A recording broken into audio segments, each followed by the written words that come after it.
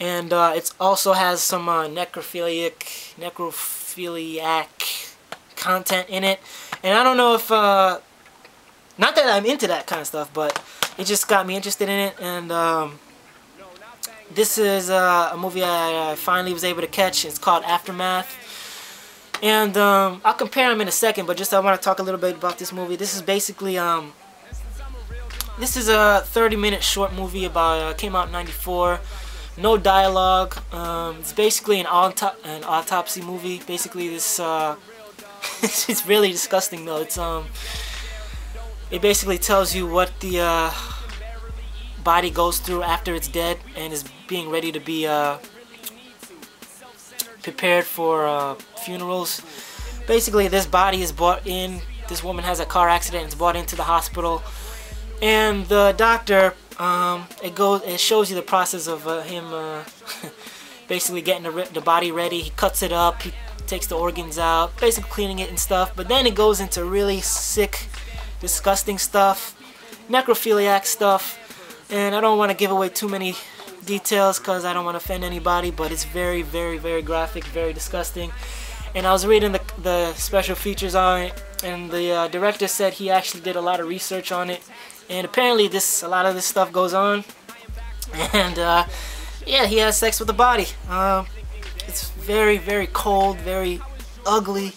That's not even before he ends up doing that, he does some really messed up stuff to the body. Like, he's very rough with it. He basically puts garbage in the rib cage and just sews it shut. He just throws his trash in the brain, and it's really really messed up. But one thing I didn't realize is that this DVD version is actually a trilogy, and Aftermath is actually the second in the trilogy.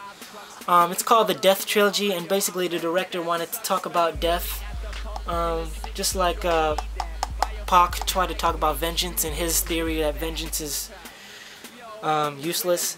But in this particular trilogy, what's his name? What's the director's name? I can't, Nacho or something.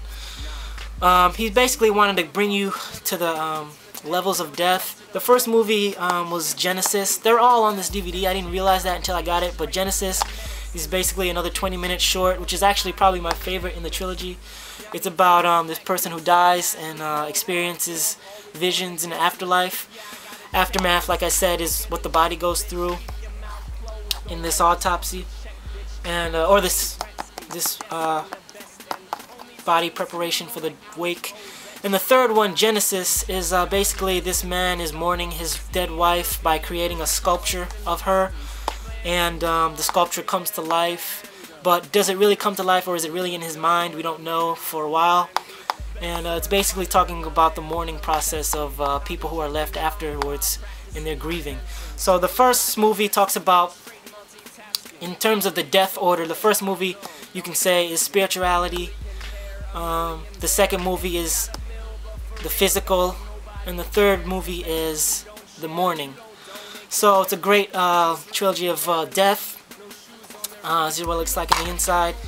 Really nice case. Lots of special features. I was surprised they were able to keep so many special features, but each movie in the trilogy has a lot of special features. It's a great release, man. As sick as it is what it looks like on the inside. It's the back, so a great version. It's funny because one of the special features on Aftermath is the director of Aftermath, Nacho, and Jorg, the director of necromantic films. They actually come together and talk about their ideas of necrophiliac stuff, and surprisingly, they're very intelligent, very artistic, and really good directors.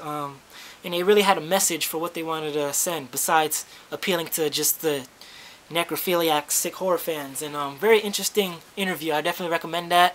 I don't know if I could recommend this movie to everyone. It's very cold, especially Aftermath. Necromantic was, I can tell he was, Jorg was really influenced by Cannibal Holocaust and Salo, just based on the music and the animal killings and the taboo stuff.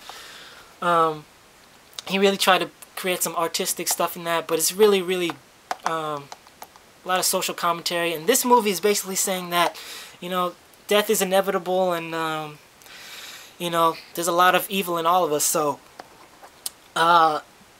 if you can get past the grossness and really look at it as that, then this might be a movie you want to check out. Otherwise, if you, I'm warning you, it's pretty graphic.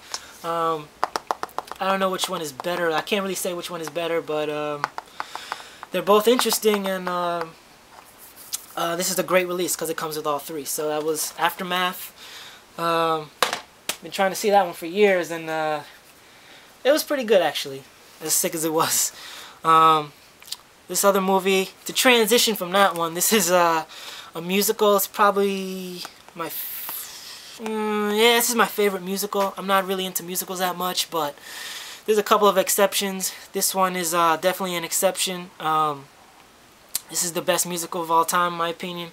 I'm a big fan of Dancer in the Dark, Lars von Trier movie. Check that out. But this is just the best of all time, in my opinion. I just think it's before its time. It's a classic. It deals with a whole bunch of themes. Gangs, racism, prejudice,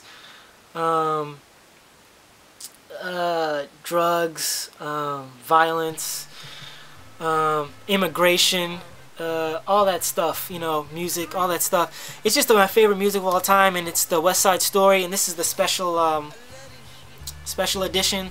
I haven't seen anyone show this in a while, but I've been looking at this edition for years. I had an old edition that didn't have any special features on it, just had a trailer. And this is the complete special edition. Came out a few years ago. I was able to get it at a good price. As you can see, it's got a couple scratches on it, but I'm just happy to get it, man. It's a very, very classic movie in my opinion. It's a movie that I just love the songs in this movie. Not gonna sing it, but I'm sure anyone who's has heard the songs, even if you haven't seen the movie.